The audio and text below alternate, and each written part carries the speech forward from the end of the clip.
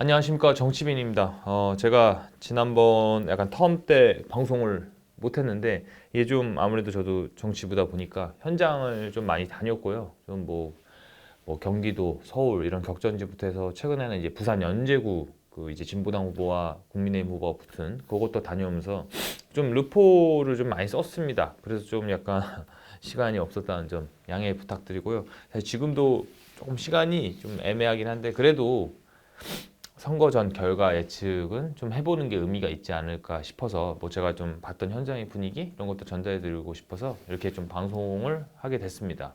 일단 좀 현장 분위기를 말씀을 드리면 확실히 야권의 세가 굉장히 강하다 이거를 느낄 수가 있는데 그런 좀 이제 저는 이제 캠프 사무소도 방문을 하고 뭐 후보자들하고 얘기도 해보고 관계자들하고도 좀 이렇게 얘기를 좀 나눌 텐데 이제 그런 것들 보면 여당 캠프들이 어딜 가나 확실히 힘들어하는 분위기는 좀 있거든요. 분명히 그런 것들이 잡히는데 그러니까 이런 게 어디서 느껴지냐면 야당 쪽 같은 경우는 어쨌든 여론조사상에서 이기는 쪽이 나오면 이제 기세를 잡았다고 생각해서인지 굉장히 좀 조심하는 분위기가 강하거든요. 그러니까 현장을 가더라도 몇 마디 묻는 것도 굉장히 좀 검열은 아니지만 조심해야 된다. 그러니까 기자 입장에서는 여러 가지 질문, 현안 질문부터 해서 여러 가지 이슈들 묻고 싶은 그런 생각이 있는데 그런 것들이 좀 쉽지가 않은 거죠. 이제 반면 여당 같은 경우에는 좀 굉장히 좀 호의적이고 잘 해주시는 게 좀 있기는 해요. 확실히 그런 거는 뭐 꼭 뭐 진보다 보수다의 문제가 아니라 현장에서의 느껴지는 것들이 있다는 거죠.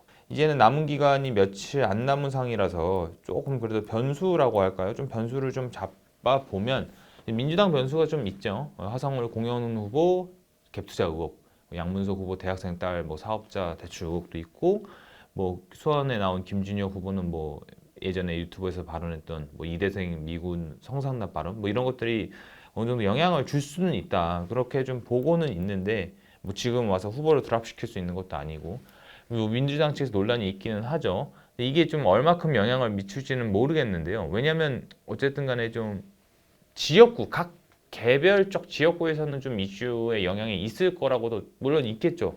어쨌든 이렇게 자기가 찍는 후보가 저런 말을 했네 이런 것에 대한 영향은 있겠지만 과연 전체 판세에 영향을 줄지는 또 경우가 좀 다를 수 있다고 저는 봅니다.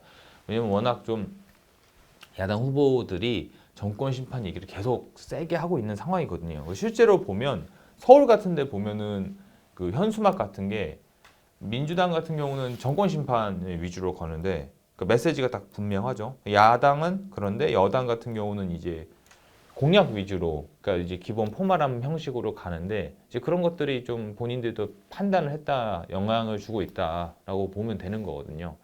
그 야당 후보들을 실제로 만나면 그 정권 심판 기운이 너무 세다고 얘기를 합니다. 뭐 서울에서 부산 그 멀리 있는 지역에서 다 비슷한 얘기를 하고 그래서 변수가 크게는 없을 거라고 다들 보기는 하거든요. 그래서 이제는 좀 어쨌든 남은 기간은 좀 후보들 각자 후보들의 개인 경쟁력을 끝까지 밀어붙여야 되는 상황이다. 뭐 이렇게도 볼 수가 있는 거죠. 제가 이제 오늘 이 방송 하는 좀 재밌는 포인트를 좀 만들고 싶은 것들 중 하나가 선거 결과를 한번 예측해 보자. 그러니까 사실 이게 선거 예측이 제일 하기 힘든 선거가 대선보다 이제 총선이나 지방선거가 더 하기가 어렵거든요. 아무래도 표집본도 작고 좀 그런 이슈나 변수들이 많다 보니까 이게 지역마다 또 그게 다르거든요. 그래서 좀 예측은 하기는 어렵지만 어쨌든 뭐 이렇게 재미삼아 그리고 저도 좀 나름의 분석이 있는 거니까 이런 것들을 한번 좀 해보도록 하겠습니다.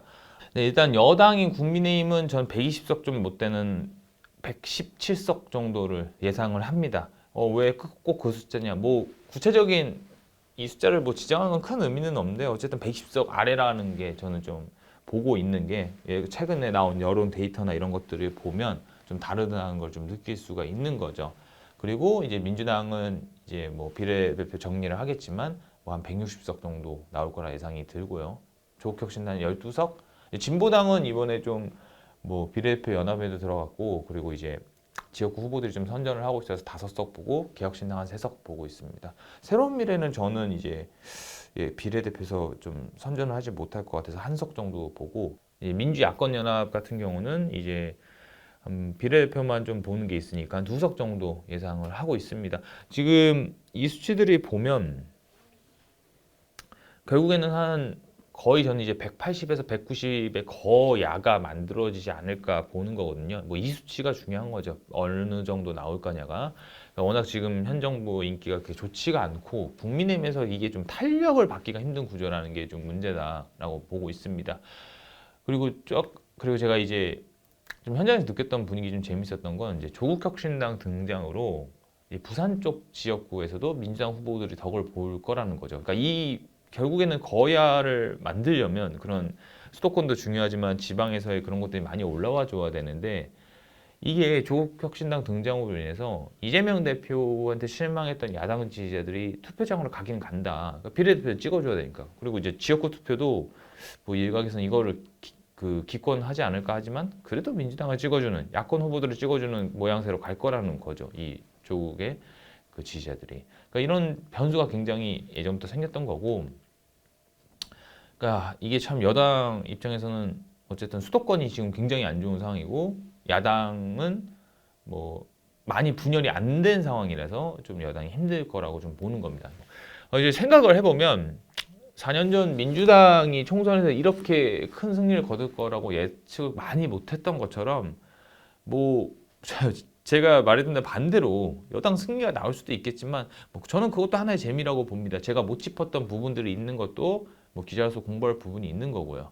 나중에 뭐 이런 거에 대해서 선거 결과 분석도 하겠지만 아까도 말씀드렸지만 좀 진보단 약진이 굉장히 좀 흥미 포인트 중에 하나고 이게 정의당 대체하는 진보정당이 만들어진 거 아니냐는 분석이 계속 나오고 있거든요. 거의 정의당 같은 경우도 저는 아예 의석을 없을 거라고 보고 있으니까 뭐 곁들여서 말씀드리면 새로운 미래는 비례는 좀 저는 힘들 거라고 보고 있습니다. 뭐 3% 나오지만 결국엔 좀 빠지지 않을까. 하지만 이 지역구는 김종민 후보가 그 세종갑에서 국민의힘 후보하고 1대1 구도라서 이건 좀 가능하지 않을까 싶습니다.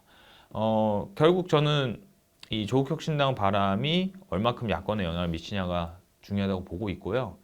이런 것들을 종합해서 결과를 예측해서 말씀드렸다는 것도 전해드리겠습니다. 오늘 가볍게 선거 예측을 해봤고요. 선거 끝나고 저도 제 시험지 결과를 한번 체크해보고 싶은데 여러분들도 이런 식으로 자기만의 생각으로 선거 결과 예측해보시면 또 재밌을 것 같습니다.